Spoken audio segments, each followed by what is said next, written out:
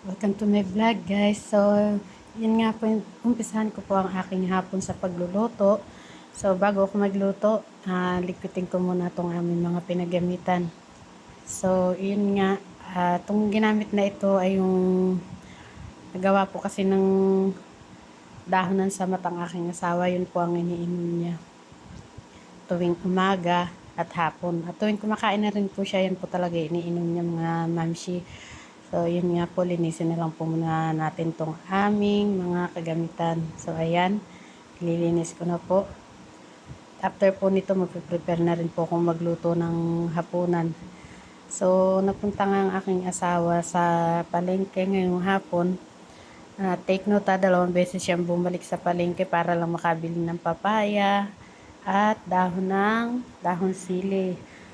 So, alam ko po kung ano yun. Alam ko po na kung anong iniisip nyo na ulam namin. So, yun nga po. Ito, hirin lang po natin itong paglilikot na to. So, pasensya na po kayo mga mami kung medyo nadidelay pa ang aking pagsasalita.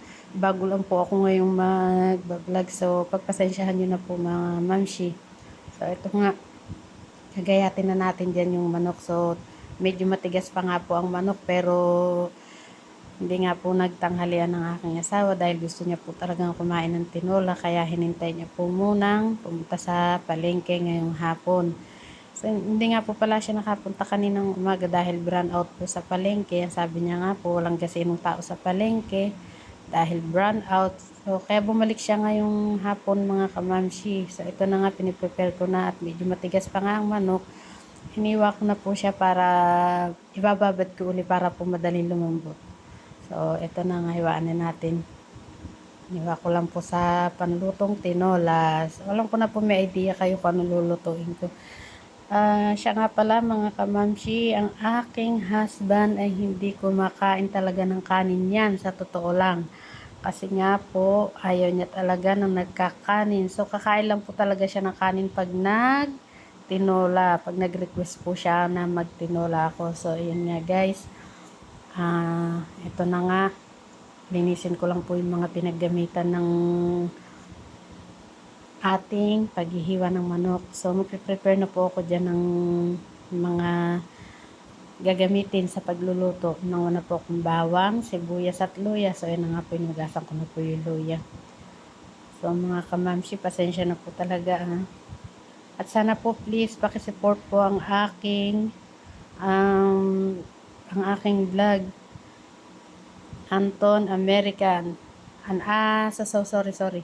Anton Aita American Baby. Yun po kasi po, kung di nyo po natatanong mga kamamshi, ang aking husband po ay foreigner. Yes, foreigner. Kahit po ako'y isang Aita, o diba? Isang Aita nakapag-asawa ng foreigner. So, ayan na nga, hini-prepare na natin ng mga ingredients. Papaya, portinola. Ayan po ang gustong-gusto ng aking asawa. Nalutong Pilipino. Tinola. Diyan lang po talaga siya kakain ng kanin kapag nagtinola po. Saka madalang po siyang sabihin na natin na siguro po sa isang buwan kumakain siya ng kanin 2 to 3 times. Ganyan lang po. So, ayun na nga po mga kamamshi. Hiwain na po natin ng papaya. So, tulad nga na sinasabi ng aking nanay, kung anong laki ng hiwa ng manok, ganun din po ang hiwa ng papaya, pang tinola. So, ayan nga, hinihiwa na natin. Tatanggalin lang natin dyan ang gitna. Ayan.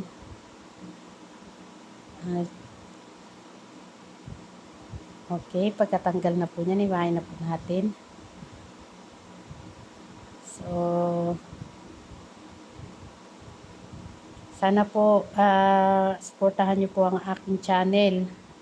Mas marami pa po akong isi-share sa inyo. Sayang nga lang po at hindi ko po na-share mula nung nag-meet kami ng aking husband. Umuwi siya rito sa Pilipinas. Hindi ko po na-share kasi gustuin ko man po mag-vlog dati pa, 3 years ago.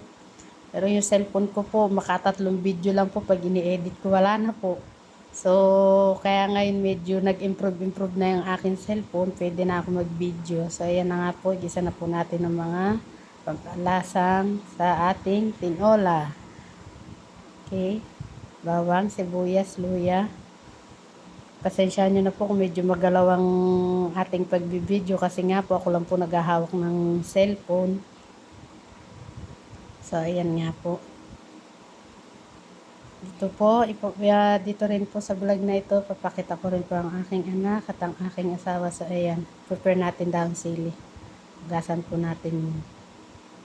Yan lang po talaga, 2 beses bumalik ang asawa ko para makabili ng dahon sili sa palengke at ang papaya, mga mamshi. So, hi po sa mga mamshi na may asawang foreigner. Please support my channel. Please po. Ayan po.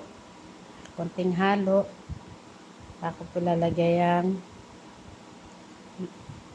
papaya. So, ayan na nga. Ayan natin pampalasa. Asin, paminta. Mga mamshi, paturo naman po. Pasupport po. Kasi po talaga po first time ko lang po mag-vlog. Lagyan na po natin tubig. So, yan nga po, kumukulo na po siya. Tanggalin lang po natin yung mga bula-bula. After that, magsasalang lang po muna ako ng kanin. Pagkalagay ko po, ako po pagka nagluluto ng tinola, paglagay ko po ng dahon ng sili, kaya rin po niyan, naahon ko na po para po hindi masyadong ma-overcook yung dahon ng sili. So, ayan nga po, pagkalagay niyan, okay po. Bye-bye. Thank you po mga mamshi. Please support my vlogs.